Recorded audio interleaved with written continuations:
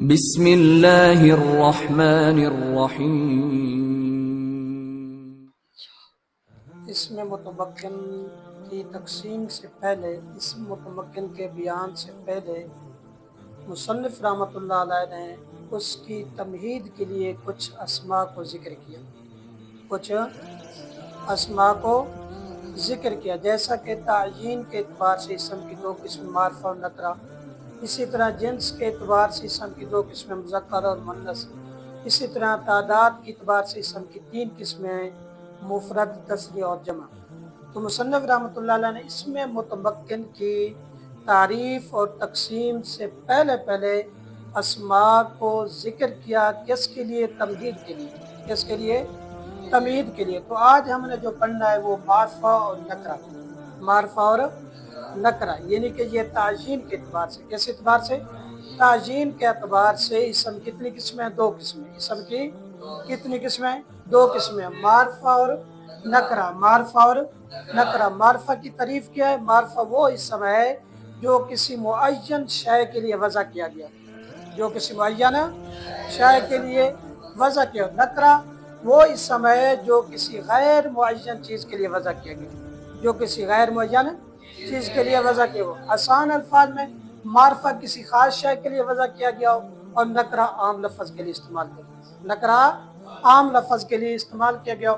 معرفہ جیسے زیدن، زیدن، جب زیدن کہا تو آپ کو تمام مردوں میں سے ایک زید ذہن میں آ گیا، تمام مردوں میں سے ایک زید ہی آپ کے ذہن میں آگے جب لفظ زید کو استعمال کیا۔ تو اس سے معلوم ہوا کہ زید کسی معین مشخص شخصیت کا نام ہے، معین چیز کا نام ہے۔ اسی طرح لفظ راجلن، کیا ہے؟ راجلن، آدمی، یہ اب عام لفظ ہے، آدمی، کوئی بھی آدمی، ٹھیک ہے۔ اب اس میں سے ہم جب خاص کریں گے، اس میں سے کیا کرنا ہے؟ خاص کرنا ہے۔ جو خاص کریں گے وہ زید بنے گا۔ زید، عمر، بکر وغیرہ جتنے بھی نام ہیں، جتنے بھی اسماء ہیں، وہ کیا ہیں؟ معرفہ ہیں۔ وہ کیا ہیں؟ معرفہ ہیں۔ تو معرفہ کی کیا تعریف ہے؟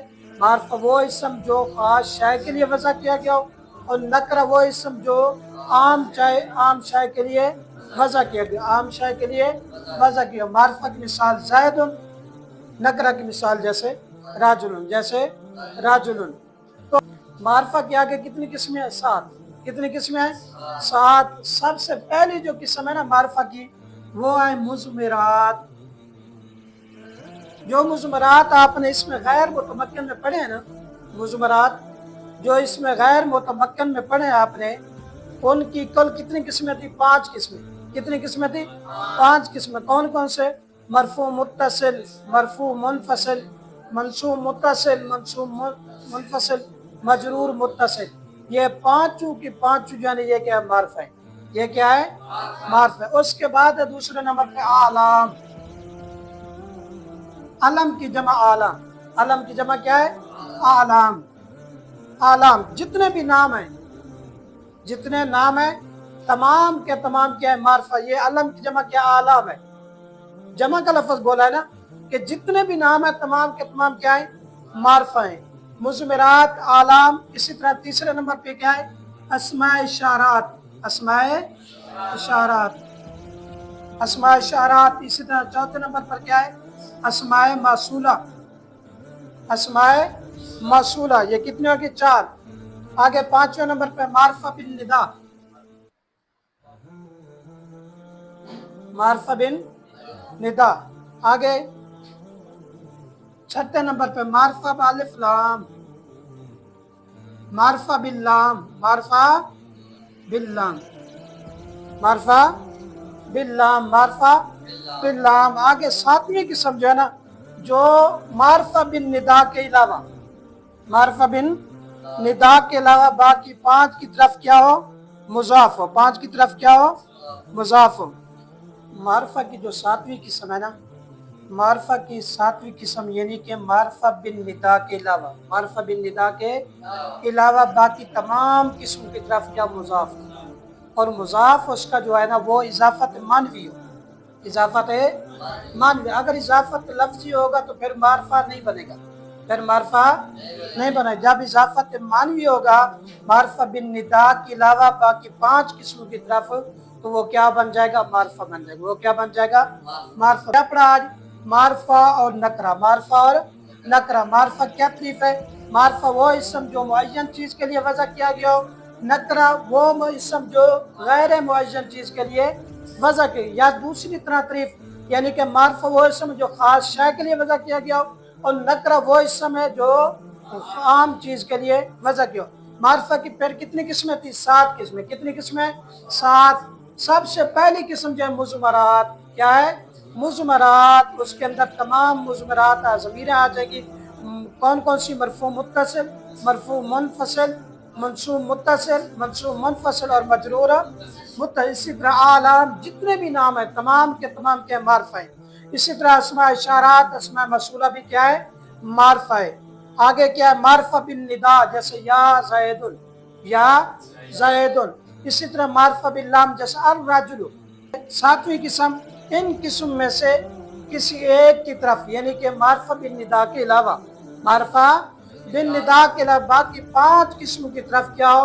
مضاف. اور مضاف کون سا؟ مانوی ہو. مضاف مانوی ہو، لفظی نہ. جب لفظی ہوگا تو پھر وہ معرفہ نہیں بنے گا. جیسے یہ جو معرفہ کی قسم ہے نا، تیسری اور چوتھی، اسماء اشارات، اسماء موصولہ، اس کو کیا کہتے ہیں؟ مبہمات. کیا کہتے ہیں؟